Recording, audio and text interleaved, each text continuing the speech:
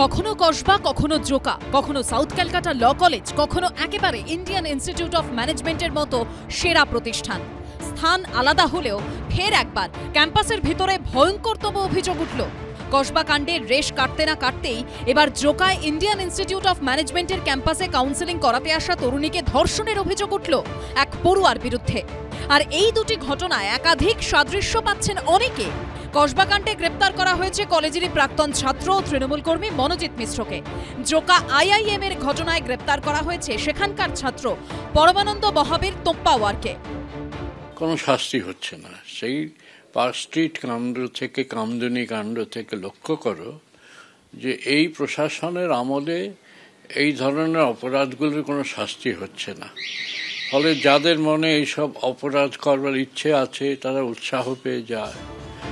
কসবা কাণ্ডে ধৃত কলেজেরই প্রাক্তনী তৃণমূল ছাত্র পরিষদের প্রাক্তন নেতা ও তৃণমূল কর্মী মনোজিৎ মিশ্র, যার সঙ্গে তৃণমূলের তাবড় নেতা মন্ত্রীর একাধিক ছবি সামনে এসেছে। মূল অভিযুক্ত সম্পর্কে খোদ নির্যাতিতাই এফআইআরে লিখেছিলেন কলেজের টিএমসিপি ইউনিটের অঘোষিত প্রধান এবং অত্যন্ত প্রভাবশালী। সবাই তার কথা শোনে। টিএমসিপি ইউনিটে সে সবাইকে পদ দেয়। আইআইএম কলকাতার ক্যাম্পাসেও যে তরুণীকে নির্যাতনের অভিযোগ উঠেছে সেখানেও অভিযুক্তর প্রভাব খাটানোর উল্লেখ পাওয়া গেছে। পুলিশ সূত্রে দাবি, নির্যাতিতা জানিয়েছেন হস্টেলে ঢোকার পর সেখানে ভিজিটার্স বুকেও সই করতে দেওয়া হয়নি। নিজের প্রভাব খাটিয়ে ভিজিটার্স বুকে সই করতে দেয়নি অভিযুক্ত পড়ুয়া। সবথেকে বড় কথা যে প্রশাসনকে অনেক বেশি কঠোর হতে হবে, অবশ্যই অনেক বেশি সজাগ থাকতে হবে। টার্গেট করেই কি কসবার আইন কলেজের ছাত্রীকে গণধর্ষণ করা হয়েছিল?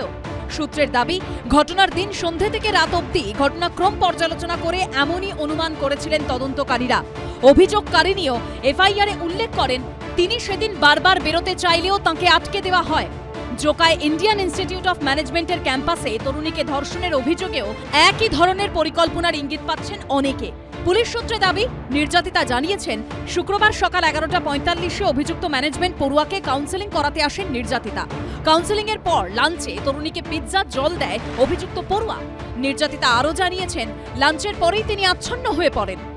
পুলিশ প্রশাসন পক্ষপাত দুষ্ট হওয়ার কারণে এই ধরনের অপরাধীরা ভেবে নিচ্ছেন আমরা যা ইচ্ছে করতে পারি, করে একটু প্রশাসনের যারা আছেন বা রাজনীতিতে যারা আছেন তাদের 2-4 টাকা দেব বা দাদা বা দিদি করলে আমরা ছাড় পেয়ে যাব।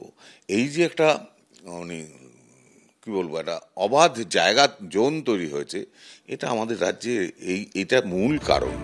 কসবা ল কলেজ ও জোকার আইআইএম 15 দিনের ব্যবধানে শহরের 2 শিক্ষা প্রতিষ্ঠানে একই ধরনের অভিযোগ ওঠায় চড়ছে রাজনীতির পারদ।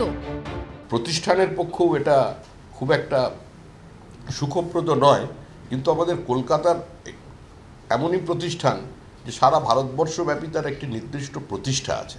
যে প্রতিষ্ঠানটিতে হয়েছে সেটি পশ্চিমবঙ্গ সরকারের প্রতিষ্ঠান নয়, তো সেখানকার নিরাপত্তা নিশ্চয়ই তাদের লোক আছে। সেখানে সিসিটিভি ফুটেজটা সবাই দেখুক। যে ছেলেটির বিরুদ্ধে অভিযোগ সেও কর্ণাটকের বাসিন্দা। আরজিকর থেকে কসবার আইন কলেজ, জোকার স্বনামধন্য ম্যানেজমেন্ট কলেজ, বারবার ধর্ষণের অভিযোগে ফের প্রশ্নের মুখে রাজ্যের নারী নিরাপত্তা। রুমা পাল, সুদীপ্ত আচার্য, শিবাশিস মৌলিকের রিপোর্ট, এবিপি আনন্দ।